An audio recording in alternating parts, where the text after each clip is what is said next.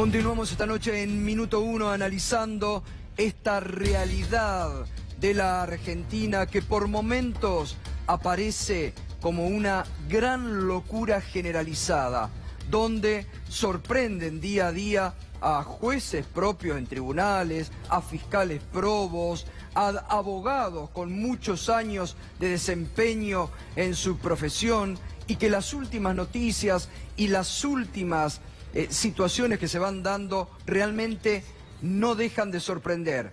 Hasta, como lo comentábamos anteriormente, un ex juez fuerte, como lo fue el juez federal Norberto Ollarvide, que se pone a llorar por un reportaje de radio, que dice que lo van a matar, que pide custodia, a partir de esta noche tiene custodia de la Gendarmería, que después va a tribunales. Y me interesaría saber, Darío, porque no profundizamos allí, ¿qué le dijo Stornelli, qué le dijo Ollarvide a Stornelli? Porque ayer estuvo con el juez Bonadío. ¿Qué le había quedado algo para decir? En realidad fue muy desprolijo lo que dijo ayer. Algunos dicen que hoy fue a limpiar un poquito esa declaración. ¿Por qué? Si no, se estaba autoimputando de algo. Prevaricato. Dictó un fallo en el tema de enriquecimiento ilícito contrario a derecho.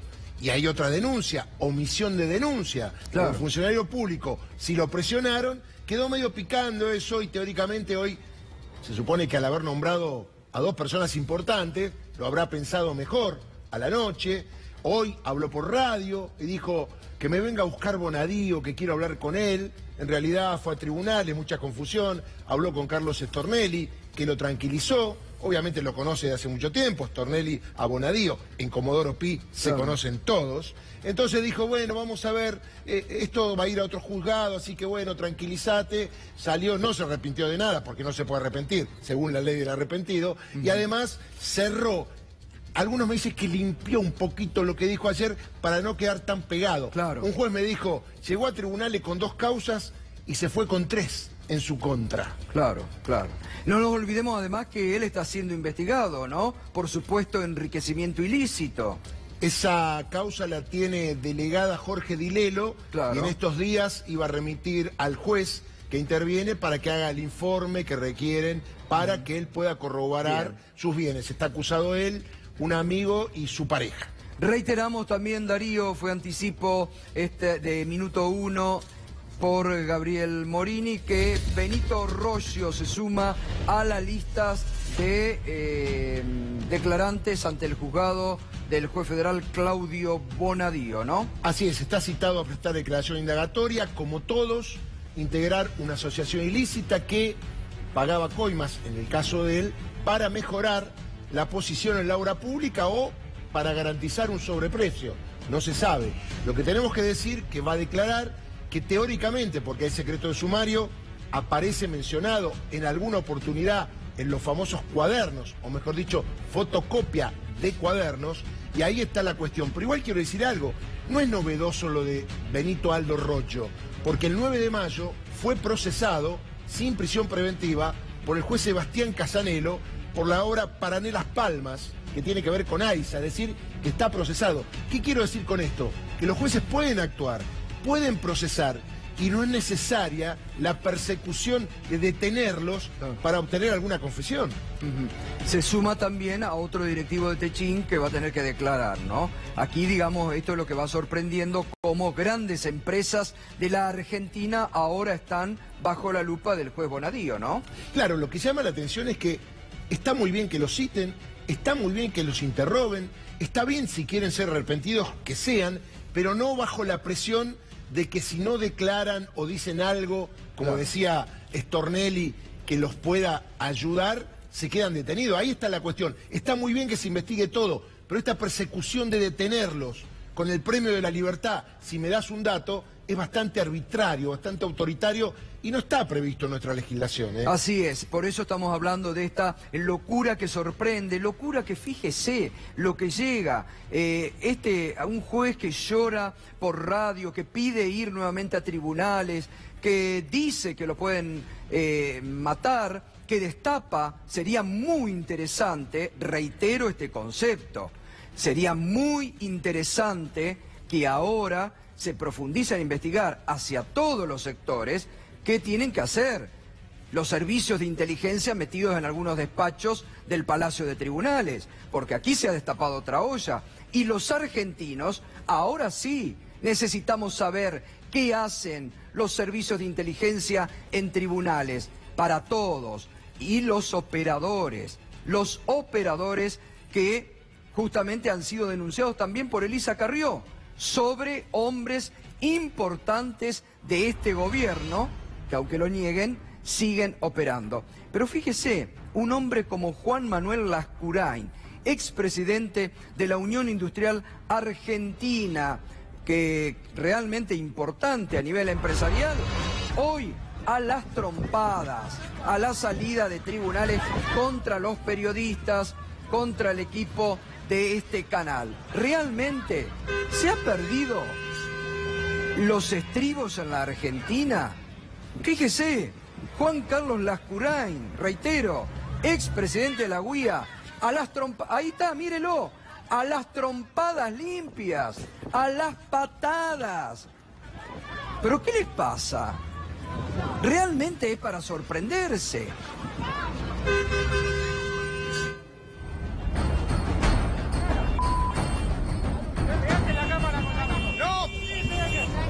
Se está enojando. ¿Nos puede explicar lo que hizo? Juan Carlos, se están avanzando demasiado. Usted es titular. ¿Puedes apagar? Bueno, es increíble. Quien se presenta como su abogado defensor agarró a un fotógrafo a golpes. Acá podría venir la policía. Oiga. De la Unión Industrial Argentina.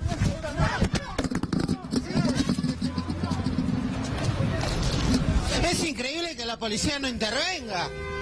Es increíble que la policía no intervenga. ¿Qué hacen ustedes? Pará, tranquilo, pará. La cara, tiene que algo que ver. Pegate la cámara con la mano. ¡No! Se está enojando. Se está enojando. ¿Nos puede explicar lo que hizo? Juan Carlos, se están avanzando demasiado. Usted es titular. ¿Puedes apagar? Bueno, es increíble. Quien se presenta como su abogado defensor agarró a un fotógrafo a golpes. Acá podría venir la policía. Oiga. De la Unión Industrial Argentina. Es increíble, realmente es increíble, pero creo que la locura está ganando a distintos sectores de la República Argentina. ¿Cómo está repercutiendo? Lo vamos a seguir analizando ahora a nivel judicial, con personas serias, con responsables, está un fiscal federal en el estudio, también en la economía, enseguida con Delfina Rossi, está llegando el ex jefe de gabinete Alberto Fernández, para hablar también estos temas con seriedad. Pero fíjese cómo a nivel internacional, yo se lo vengo contando desde el lunes, en esta semana he hablado con personas importantes, empresarios argentinos con proyección mundial, que directamente te dicen: olvídate de que venga alguna inversión a la Argentina en este marco de locura generalizada, donde el gobierno se está peleando con todos los sectores. El gobierno se pelea con la política, el gobierno se pelea con los gremios, el gobierno ahora se pelea con los empresarios, porque todas estas acciones están motorizadas desde el propio riñón de la Casa de Gobierno. Y ahora, frente a la repercusión negativa que esto está obteniendo a nivel internacional, están diciendo: la pucha, no nos habremos pasado, las inversiones que no llegaron no van a llegar en este marco de locura generalizada que se vive en la Argentina. Fíjese cómo repercutía en Bloomberg hoy a través de este duro artículo. Fíjese el título: se desploman los bonos argentinos mientras la investigación por coimas empuja la economía al límite.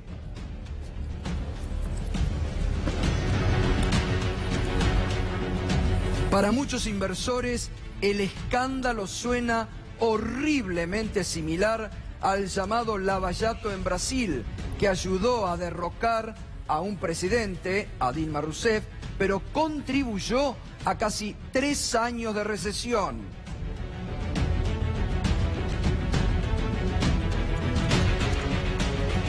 Ahora, mientras la policía investiga a algunas de las mayores empresas del país y el índice Merval de la bolsa cae 9,2 en una semana, no está claro de dónde vendría algún tipo de recuperación de las inversiones.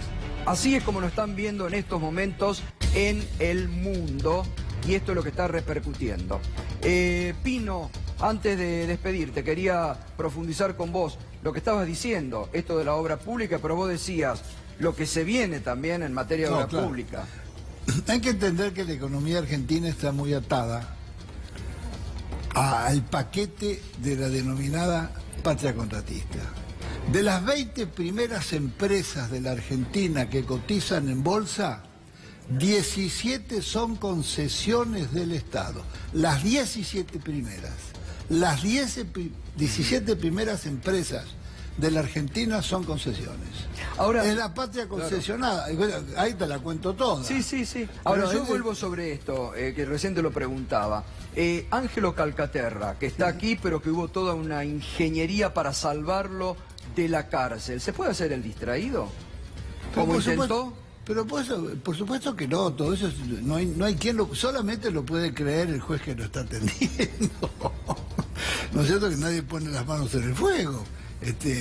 Nadie puede creer que la cantidad de... Calcaterra ha tenido, y el grupo Macri, empresas de Franco Macri y también de Mauricio, han tenido en estos años, en estas décadas, buena parte de las mayores obras públicas argentinas. Ahí también habría que investigar, siguen teniendo, ¿no? Querido. Ahí habría que investigar todavía no se abrió el paquete del soterramiento del Sarmiento, que eso sí que es fabuloso. Es una mentira que vendieron acciones. Las vendieron a quien, a Yela. Yela es del grupo Macri. Yela italiana es de Macri, en buena parte. Entonces es una enorme mentira. Acá por 3.000 millones de dólares dijeron que iba a costar la obra. Esa obra en ninguna parte del mundo puede costar menos de 10, 12.000 millones de dólares. Esa obra. Y además es un disparate técnico que han programado una obra de 2 vías, lo cual significa que no entra un expreso nunca más ni sale un expreso. Un disparate. Se hace 3 vías o se hace 2 túneles en todas partes del mundo. No, yo no soy ningún sabio. Entren en internet y busquen obras de soterramiento y tienen las 20 o 30 obras que se están haciendo hoy en el mundo. Entonces, eso, ¿sabés cómo se hace esas obras? La patria contratista gana licitaciones con precios que no son los reales, pero después vienen los ajustes de precio. Está todo arreglado, viejo. Por eso Yacyretá empezó con 1.800.000 millones de dólares y terminó en 14.000 o 15.000 millones de dólares. Pino, gracias como siempre. Muchas gracias, querido, gracias. Que sigas bien, Pino, gracias. Vamos a repasar hoy el dólar, se fue también para arriba, cerró a 28,71 y se sigue disparando el riesgo país. El riesgo país, mirado por los inversores internacionales, hoy cerró en 633 puntos para arriba, el más alto de la era Macri. Desde agosto del 2015 que riesgo el país no estaba tan alto. Delfina Rossi, buenas noches, ¿cómo estás? ¿Por qué todo esto? Bueno, yo creo que hay una parte que puede ser la influencia del tema de la corrupción y la debilidad de las empresas argentinas, pero también hay que decir que esta semana hubo un supermartes de Levax y que además nos acercamos a septiembre, en donde hay una nueva negociación del siguiente tramo que viene del préstamo stand-by del FMI por 7.500 millones de dólares. Esto presiona también sobre, bueno, si se va a dar o no este préstamo y cómo va a seguir la negociación. Lo que queda claro es que el riesgo país muestra una vez más la foto de la insustentabilidad del modelo económico de Mauricio Macri, con un dólar que sube, a pesar de que el Banco Central tiene una política claramente de vender reservas para facilitar la supuesta estabilidad cambiaria, 28 pesos, y hoy el informe que se publicó del mes pasado del Banco Central indica que, bueno, que van a mantener una tasa igualmente a más de... Hoy se estaba rumoreando que parece que Caputo va a pedir autorización al fondo para seguir liquidando reservas con tal de contener el dólar. Lo que pasa es que tienen un problema muy fuerte con la inflación, porque a pesar de que siguen aumentando la tasa de las Levax, que en el mercado secundario está en un 68% y en el primario está en un 40%, y eso les está repercutiendo en una caída de crédito y en el tema de la dificultad para las pymes, la inflación sigue estando muy alta. Claro. Entonces, ¿por qué? Porque la inflación se traslada principalmente por vía del tipo de cambio. Entonces, tienen un problema muy fuerte con el tema de seguir habilitando una devaluación si no venden dólares. Ahora seguimos, Sí. Delfina. Alberto Fernández. Buenas noches, Alberto. ¿Qué tal? Gracias, ¿Cómo un vamos? gusto. ¿Cómo está? Gracias. ¿Bien? Muy bien por ahora. Bueno, muy interesado en escuchar su análisis que viene siguiendo... no sé, ahora no va a poder terminar más el libro. No, sí, ahora no todos los días termina me más. suena Todos los días me suena Ahora el libro no lo termina más. El libro que está escribiendo sobre la justicia en la era Macri no lo termina más. No, es que es asombroso lo que pasa. Hablaba con amigos, estuve afuera estos días y es muy tremendo ver la Argentina a la distancia. Es muy tremendo. Es muy tremendo. Viene de afuera usted. Estuvo la semana pasada, después le vamos a preguntar con el Papa Francisco, estuvo recorriendo otros países de Europa. Estuve en Londres ¿Cómo se también. mira No, a la y en Argentina? Londres estuve reunido con empresas inglesas, con representantes de empresas inglesas, y lo que ven es un gobierno a la deriva. Por eso yo leí la semana pasada una serie de editoriales que decían que el problema que tenía la economía argentina era el miedo de los inversores a que vuelva el peronismo. El miedo es al presente, es a lo que está pasando, es al desorden que tienen. Es un gobierno que está en un laberinto corriendo desesperado buscando una salida y no la encuentra. Es esto, por eso repiten una y otra vez los errores. Por eso se va Sturzenegger por las tasas de la Levax y viene Caputo y hace lo mismo. Porque no tienen un plan alternativo, porque no le encuentran salida. Y porque la única salida que siempre encuentran es pedir dólares para seguir endeudándose y tirándolos, gastando reservas para tratar de parar el Bueno, precio del dólar. esta suba del riesgo país que se está dando día a día, digo, el más alto desde agosto de 2015, está reflejando, me parece, un poco eso. En los últimos, hasta que Sturzenegger se fue el central, más o menos había 1 millón de quits que intervenían en el mercado de compra y venta de divisas. Hoy está en 1.300.000, desde hace 3 meses están 300.000 personas más. Quiere decir que hay un 30%, ese número que es un 30% de gente que ve en el dólar una alternativa. Lejos de calmar expectativas, multiplicaron las expectativas de crisis. Esto es lo que está pasando, que recién lo explicaba bien Delfina, esto es lo que está pasando. Y lo peor de todo es que nadie nos dice, bueno, el camino de salida es este. Yo pregunto, ¿cuál es el plan de Macri? ¿Alguien conoce cuál es el plan de Macri para parar esto? ¿Qué es Caputo pidiéndole al Fondo Monetario que le deje vender los dólares que le van a apretar para ver si puede parar un dólar que ya está casi en 29? Ese Ahora, es el plan. el problema es que, yo recién lo comentaba antes de que usted llegue, que se profundiza esto que usted está marcando, estas novedades de cómo ven en el mundo, en Londres, en otros países, la situación, lo que mostrábamos recién de Bloomberg, Claro, lo estamos diciendo nosotros, lo está diciendo Bloomberg, lo está diciendo el mercado internacional, Delfina también recién lo confirmaba, pero digo, nadie hace nada del gobierno y estamos bailando al son ahora lo que hace de Macri- estas causas, desconociendo lo que es el problema fundamental de la Argentina hoy por hoy, que es la economía. Lo único que ha hecho Déjame Macri... agregar un dato, ¿no? El 40% de la capacidad instalada ociosa, Sí, niveles del 2002, o sea que por más que lleguen algunas inversiones internacionales, recuperar lo perdido nos va a llevar mucho tiempo, Claro que digamos, sí. trasladado Ese es al- un dato preocupante, muy preocupante Porque para la además economía. tiene que ver con empleos. Total, ¿Con claro. qué empleos? ¿Con qué Sí. generación de empleos? Los empleos que se generan cada vez son más precarios, de menor calidad, en una economía con mayores dificultades a largo plazo. Sí. Ahora, ¿qué? Esto lo desconoce y estamos todos siguiendo... Yo recién le escuchaba el informe de Bloomberg, que dice, bueno, nosotros sentimos que esto puede ser un nuevo Lavallato. Ojalá fuera un Lavallato. Esto es una payasada. Ojalá fuera un Lavallato, porque ojalá pudiéramos descubrir cómo Esto es se lavatrucho. Claro, cómo se carteliza la obra pública, cómo se benefician empresarios de la obra pública, ojalá lo pudiéramos saber. Pero esto es una payasada que tuvo un ritmo hasta que apareció Calcaterra, y cuando apareció Calcaterra, el gobierno con el presidente a la cabeza acordó con la justicia que Calcaterra vaya, declare y se vaya a su casa, a cambio de decir que fueron aportes para una campaña. Y lo que empezó siendo una gran causa de cohecho, de fraude al Estado, termina siendo una causa de aportes de campaña.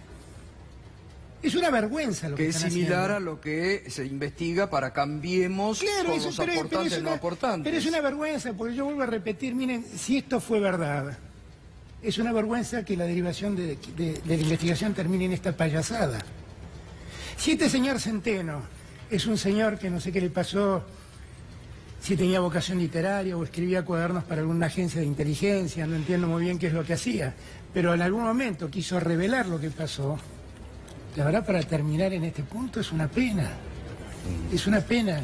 ¿Qué es lo que hemos descubierto? Ahora... Esto además, cuando uno mira, uno se llena de dudas. Digo, ¿cuál es la necesidad de el juez Bonadío de allanar hoy una casa de Cristina o una oficina de Cristina? Si todos sabemos que el allanamiento, Darío lo sabe a la perfección, mi amigo Mina lo sabe a la perfección, bueno, el fiscal ni hablar, tiene sentido con el factor sorpresa. Claro. Es el allanamiento más hablado de la historia de la humanidad. ¿Qué van a encontrar en la casa de Cristina? Zapatos van a encontrar. ¿Para qué lo hacen? Lo hacen para lo único que están haciendo esta causa, mancillar gente. Explíquenme ustedes cómo es el argumento de que va alguien acusado de asociación ilícita, cohecho, fraude al Estado, va y dice, no, yo puse plata para la campaña, váyase a su casa, es un arrepentido. ¿Cómo es la historia de Bueno, esto? se arrepintió de otra cosa, porque no era el delito que le imputaba. Pero claro, pero la pregunta es, se supone que es parte de la asociación ilícita por la que está preso Barata, no sé, todos los que están presos, ya ni me acuerdo.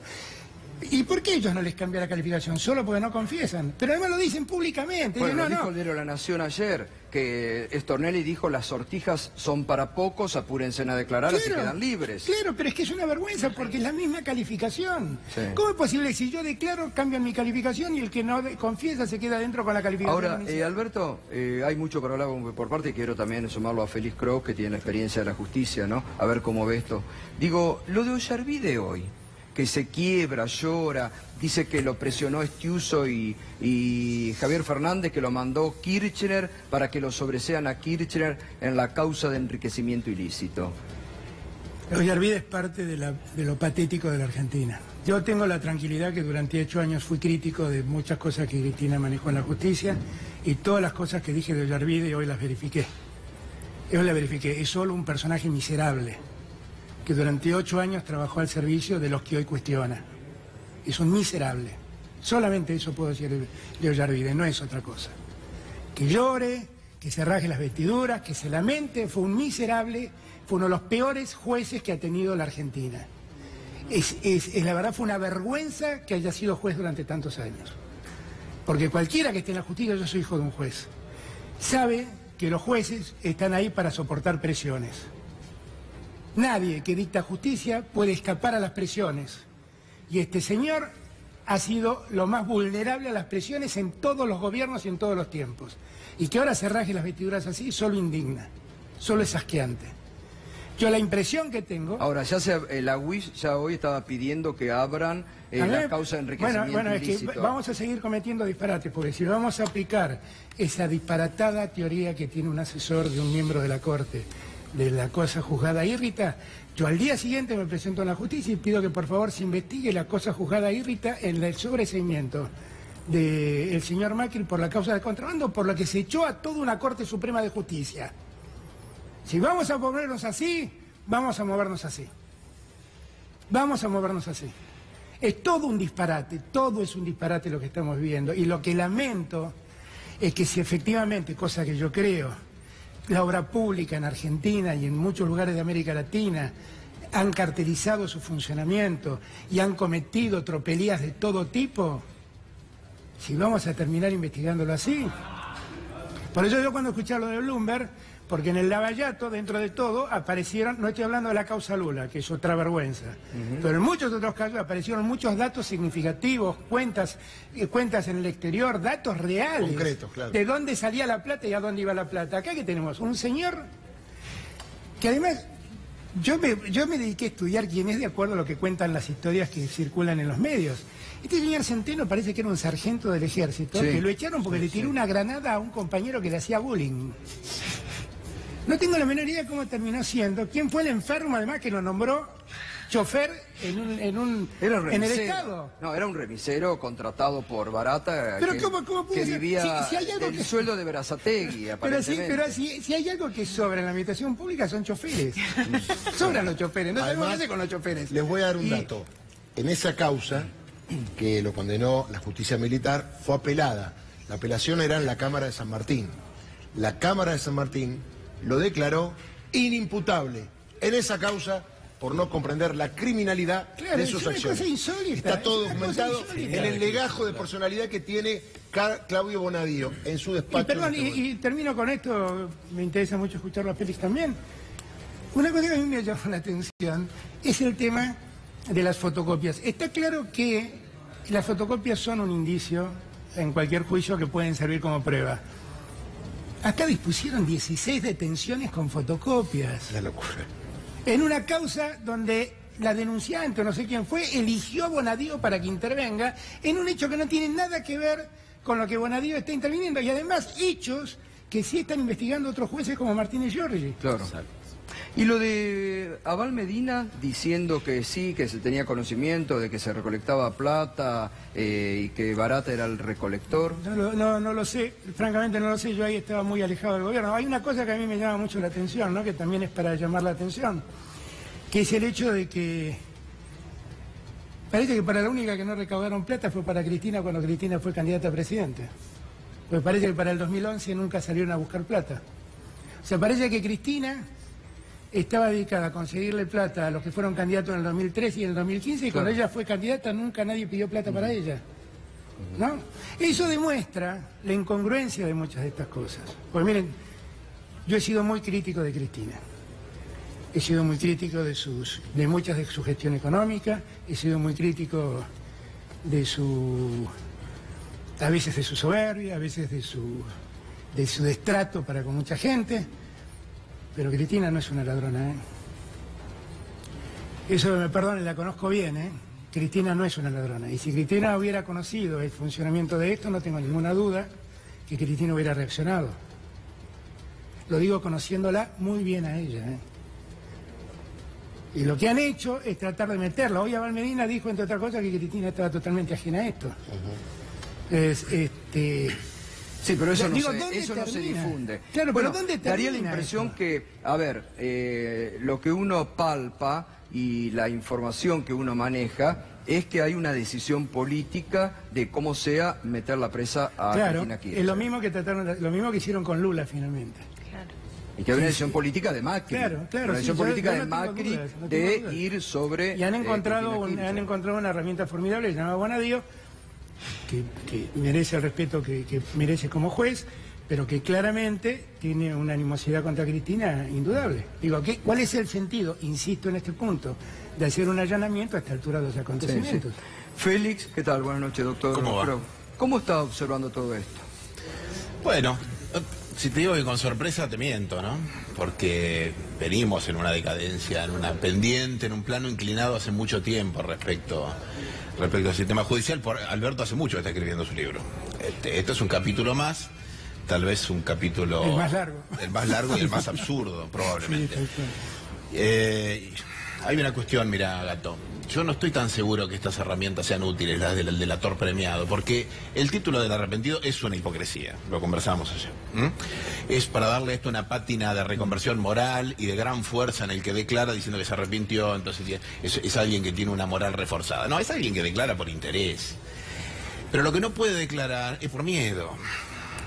Por interés, en fin, hay que tomar entonces esa declaración con pinzas y sobre todo buscar a partir de la información que dé datos objetivos que verifiquen esa información y ahí darle el premio. Ahora, con lo que dice, con la boca o con la virome, no hay nada. Ahora, si además lo dice no por interés, sino para salir de adentro de la jaula, ahí estamos en un problema muy serio para el Estado de Derecho. El proyecto de ley del delator premiado, yo estuve en el Senado hace 2 años, participé entre los expositores que opinaron sobre esto, el 99% era muy crítico de ese proyecto, yo también. Fue mejorado en la Cámara de Senadores y no hay ninguna posibilidad prevista en la ley de mejorar o alterar la libertad o la detención durante el proceso de una persona en función del aporte que haga. Recibirá después una retribución en cuanto a la pena. Pero acá se está haciendo.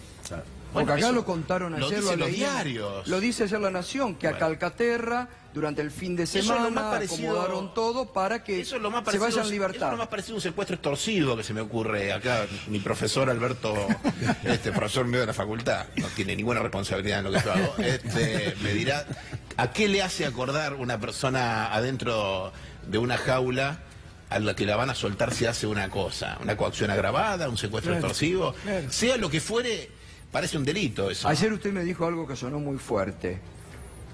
Lo de la ESMA, y esto solo es una cuestión de grado, una diferencia de grado. ¿Qué le pedían a un algo así. secuestrador de la ESMA? Que cante. Eso le pedían. Y le salvaban la vida. ¿Para salvar la vida o para salir? ¿Cuál es la diferencia? No se puede coaccionar para que alguien se arrepienta. Se lo puede retribuir si hace un aporte y ese aporte después... Al final, claro. Después se verifica que es sustancial para recuperar el dinero, para conocer otro nuevo acusado, imputado, para develar los hechos, en estos hechos complejos, no para todos los delitos, en estos hechos cerrados de organizaciones complejas. Este es un delito extraño, ¿no? Los imputados ingresan como coimeros y salen como filántropos. Es una... Bueno, estamos viendo el espectáculo dicepoliano de la decadencia argentina. Eso estamos viendo. Ahora, a mí la verdad que me abruma, digo, yo como habitante de este país, porque uno habla con un fiscal reconocido, Alberto Fernández, que es reconocido también como profesor de Derecho, que ahora tiene que escribir. Todos sabemos, acá Darío todos los días nos informa sobre cuestiones. Han venido acá más de 10 abogados, recientemente, encabezado por Beraldi, Rusconi, a decir, es una barbaridad. Pero ¿cuál es el límite? Porque cada día nos sorprendemos con una barbaridad diferente. ¿Cuál es el límite? ¿Quién pone el límite? Siempre en el pozo hay alguien dispuesto a cavar un poco más. El límite, no hay límite. Hoy conversaba en Comodoro Pi con algunos jueces amigos y a los que acordábamos en que el problema es que estos saltos de calidad hacia abajo, después es muy difícil remontar la cuesta. Aquí se han reducido los estándares de seriedad del trabajo de una manera tal que la justicia muy criticable que conocimos en la década del 80, que era muy deficitaria, era un lujo al lado de esto. Era lujosa al lado de esto. Estamos asistiendo verdaderamente a un proceso de decadencia tremenda. Y este tipo de maniobras, con esta ley o sin esta ley, ni terminan con la corrupción, pero sí terminan con el Poder Judicial. Sí, claro. Sí terminan con el Poder Judicial. Verdaderamente a mí me parece que el Poder Judicial hoy es un problema para la gobernabilidad democrática de la República Argentina. No es un recurso que tiene el Estado para gestionar la conflictividad social. Es un problema de la gobernabilidad en la República Argentina. Lo es en toda la región, vamos. No solamente en la República Argentina. Es un problema de gobernabilidad democrática. El Poder Judicial es un problema para la democracia. No es un recurso para la democracia. Ahora, Y es un desafío también de los programas de la alta política para el futuro. El qué hacemos con los militares del 83, Alberto fue un protagonista porque si no fuiste un autor, fuiste un comentarista primero de la Ley de Defensa de la Democracia. El qué hacemos con los militares en el retorno democrático, o el qué hacemos con la policía bonaerense de la década del 90, es el qué hacemos con el Poder Judicial del 2019-2020. Claro. No, el Poder Judicial nos ayudará a resurgir de las cenizas. Es cómo volvemos a tener una república, en serio, todo lo que se llena la boca con esto, ¿no? No, le quería preguntar hasta el doctor Mera también, ustedes son abogados, fiscales, los medios instalan como que esto está bien. Nadie explica como nosotros que no es lo que corresponde. Y desde la justicia nadie dice nada. Qué peligroso que se instale a la sociedad que la justicia funciona así y esto está bien. Claro, por eso, la Corte, por ejemplo, ¿no tendría algo que decir frente a esto? Yo creo que la Corte está bastante impedida de hablar porque no sabe si en algún momento tendrá que hablar y entonces es muy difícil que se exprese. Lo que dice Darío de los medios es un tema aparte. Es un tema aparte porque vivimos en un tiempo donde los medios condenan y absuelven. Yo, cuando eran años de jefe de gabinete y discutía mucho con Cristina sobre la influencia de los medios, yo siempre decía a Cristina, mira que los medios en materia política no influyen mucho en materia judicial, condenan y absuelven gente. Claro. Ahora, cuando efectivamente eso ocurre sobre personajes de la política, influye sobre la política, claramente. Claro. Pero acá lo que nosotros tenemos, yo por ejemplo, un dato para la reflexión, ¿no? Calcaterra dice, efectivamente, haber entregado en aportes para la campaña el 2% de la suma que dijo Centeno en sus escritos. Y un segundo de José López, que fue y declaró, dijo, sí, efectivamente recibí este dinero, pero no eran millones de dólares, eran pesos, 1.200.000 pesos, creo que es. Con lo cual ahí hay un debido de 16 veces, más o menos, o de 9 veces. De Goicoechea también dijo lo mismo. Claro. No era... Ahora, todo el fin de semana me la pasé leyendo en Italia y en Londres los portales argentinos, y Clarín dice que en la casa de los Kirchner entraron 160 millones de dólares.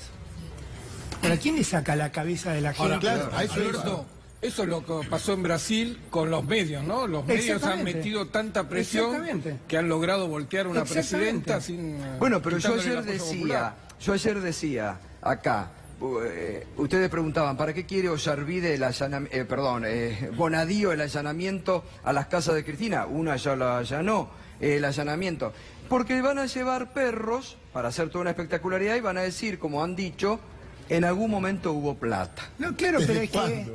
Claro, pero lo van a decir, pero acordémonos lo que yo digo hoy, lo van a decir. Ya va a quedar eso mediáticamente. Va a decir, en algún momento hubo plata, hubo una bóveda, descubrieron detrás de una pared algo, van a decir. Todas estas medidas, lo que acaba de decir Félix, es un dato terrible. O sea, el fiscal dice, que además le tengo cariño al fiscal, porque lo conozco hace muchos años, pero el fiscal dice que los que quedan en libertad quedan en libertad porque hablaron. Pero ¿cómo es esta historia? Entonces yo hablo, invento una nueva historia, digo, no era un cohecho, era un aporte para la campaña, me cambian carátula, me cambian imputación, ahí me voy a mi casa como si nada. Y mi socio de la asociación ilícita se queda adentro porque él no declara. Pero no hay una calificación para el que declara y una calificación para el que no declara. Calcaterra acá, por ejemplo, porque Calcaterra se fue, lo salvaron, esto lo contó el diario La Nación, no lo inventamos nosotros. Pero acá, ¿es inocente de todo Calcaterra? No sé, yo estoy tratando de encontrar de qué modo puede haber una asociación ilícita entre víctima y victimario. entre el extorsionador y el extorsionado. La asociación es un acuerdo voluntario que requiere hasta afecto, dicen los libros. Affectio societatis, perdón. Que nadie se sienta tentado a estudiar derecho, que hace mal. Resulta que alguien le pide guita, el otro se siente, que es muy débil moral, evidentemente, obligado a llevar una plata que no, del cual hay más o menos $1 millón, y eran socios. Y había 3, para un número indeterminado de delitos. Miren, la asociación ilícita es una figura de una constitucionalidad vidriosa del lado del vidrio menos transparente. Es la figura penal a la que acuden todos los jueces chantas y la que nunca usan los jueces serios. Cuando ustedes vean una causa que dice asociación ilícita sin ninguna otra figura penal, desconfíen. Cuando vean un juez que no aplicó nunca en su vida, hay una presunción de seriedad sobre esto. Doctor Mena, buenas noches. ¿Cómo está, ¿Y Gustavo? ustedes cómo están siguiendo? ¿Cómo está la expresidenta siguiendo? ¿Ustedes están trabajando el tema de este pedido de allanamiento que fue votado y que va a ser tratado la semana próxima en el Senado? La presidenta, hasta lo que yo conozco, está muy tranquila. La expresidenta Cristina Fernández de Kirchner ha dado muestras sobradas de su apego a la justicia, de estar a derecho. Se presentó cada vez que fue convocada. Recordemos que este mismo juez, Bonadío, ya ingresó a su domicilio. Ingresó a su domicilio en Río de Gallegos, incluso ingresó al domicilio de su hija aquí en Capital Federal. Ella está muy tranquila, no tiene nada que ocultar, se presentará y se someterá a la justicia las veces que sea llamada, y la cuestión de los allanamientos es una cuestión que tiene que resolver el Senado en virtud de la ley de fueros, que no fueron buscados por Cristina. En el Senado lo recordaban bien, la expresidenta estuvo 2 años sin fueros. Durante esos 2 años no hubo ningún pedido de detención, no hubo ningún pedido de allanamiento, no hubo absolutamente nada. Pareciera que más que Cristina haya buscado fueros, alguien esperó a que Cristina tenga fueros para iniciar la persecución política más feroz y poder vincular esto a la cuestión más electoralista posible, ¿no? Pues no tengo duda, como conversábamos, que esto busca un intento de proscripción de Cristina.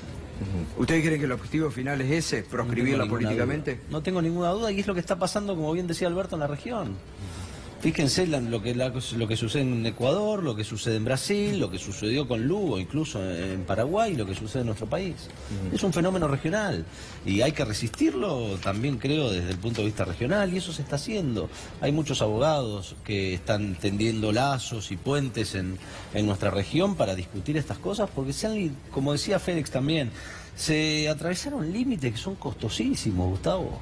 O sea, aquí, mientras algunos medios intentan confundir a la población, y efectivamente cuesta mucho hacer llegar algo de claridad en el medio de toda esta oscuridad y esta penumbra que se vive en los tribunales federales, la realidad es que hay que hacer un esfuerzo muy grande por comunicar, y hay que hacer un esfuerzo muy grande porque la gente entienda que esta perforación de derechos, este estado de derecho de baja intensidad que estamos viviendo, va a llevar mucho tiempo remontarlo y recuperarlo. Y los que creen que van por Cristina no entienden que una vez que ese piso se perforó, van por todos. Esto que ustedes también han denunciado, comprobado en los videos, no hay ningún invento, del seguimiento ilegal con un auto de la AFI, ¿ustedes lo toman también como parte de esta persecución, de una intimidación? No puede cindirse, y creo que no solo con lo que estamos conversando aquí, Gustavo, sino con lo que se conversaba en el primer segmento del programa. Nada de este modelo de país que está proponiendo, si es que se pueda identificar, el presidente Macri, cierra sin fuerte represión, control social y, lamentablemente, después de muchísimos años, la vuelta de los servicios de inteligencia a la calle.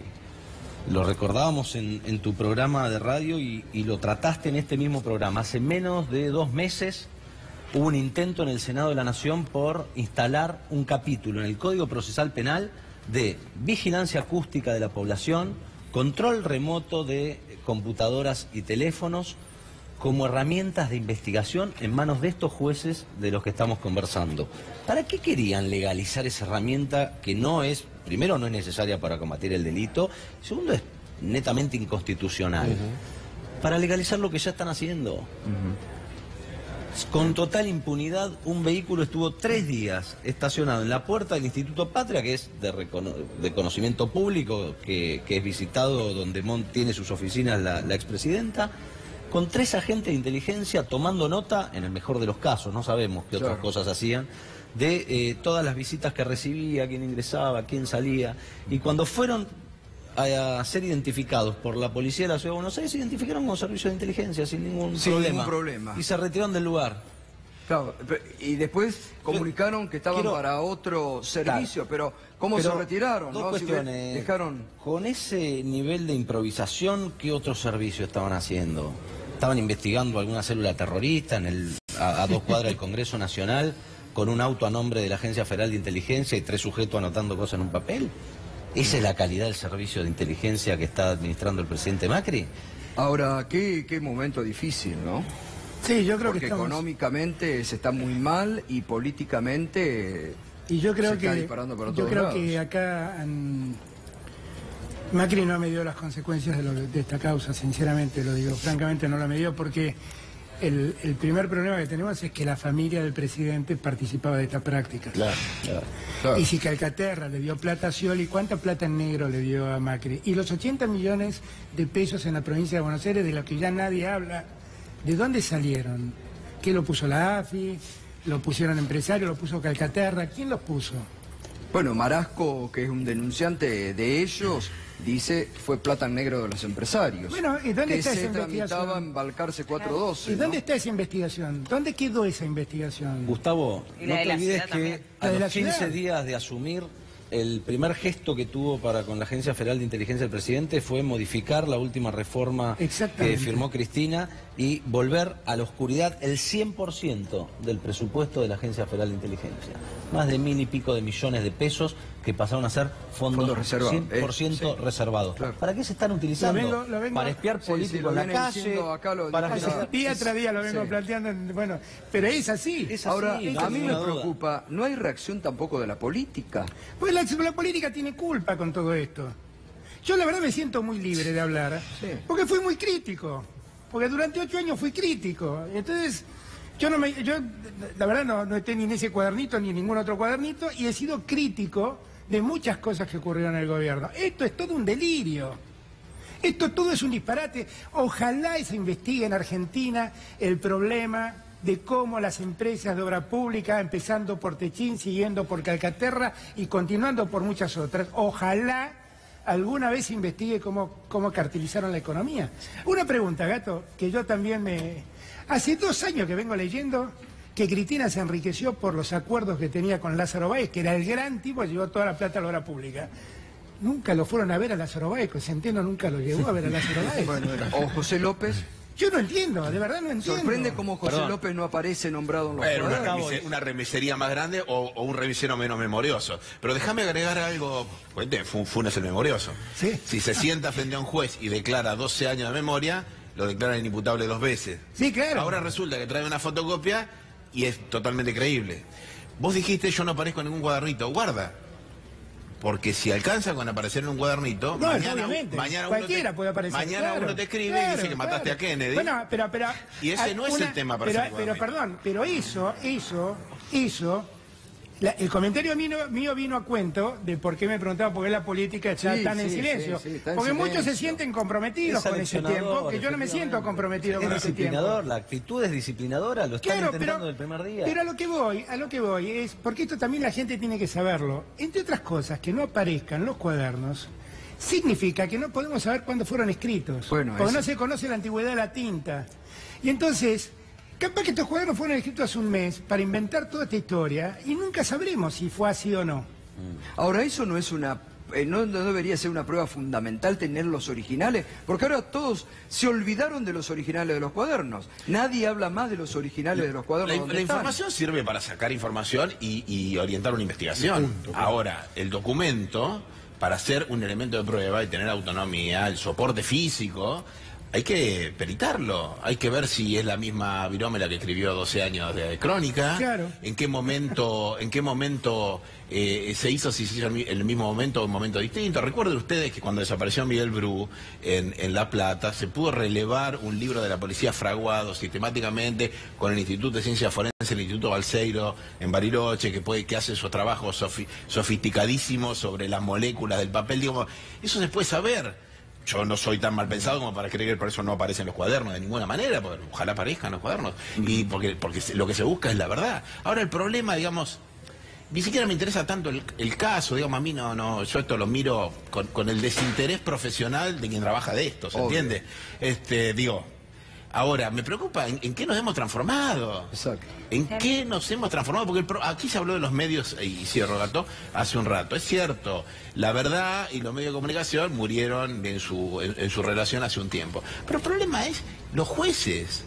Los problemas es el Poder Judicial. La última referencia a la que puede acudir a alguien buscando que se pongan las cosas en orden. Si los jueces no tienen capacidad para sostener sus decisiones frente a la presión de los medios, estamos muy complicados. Exactamente, pienso lo mismo. Delfina quería decir. Sí, no, quería agregar una perspectiva un poco generacional y del movimiento de mujeres, porque yo creo que acá desde donde vamos a tener que refundar la política, y es esta idea de que nosotras, estuvimos con el movimiento de mujeres en las calles, invadiendo las calles, pidiendo conquistar derechos, y al mismo tiempo que tenemos a Techín y a las grandes empresas votando todos los días, y nosotras tenemos que votar cada 4 años o cada 6 para elegir una Cámara de Senadores que no nos representa. De alguna manera pone en evidencia toda esta crisis de los cuadernos, la crisis política fundamental que vamos a tener que refundar, y yo creo que ¿qué hacemos con el Poder Judicial? Es una pregunta fundamental, pero también ¿qué pasa esto con el Poder Político? Porque con el Poder Político y el Poder Económico quería decir, ¿no? Porque además tenemos una justicia que es claramente retroactiva,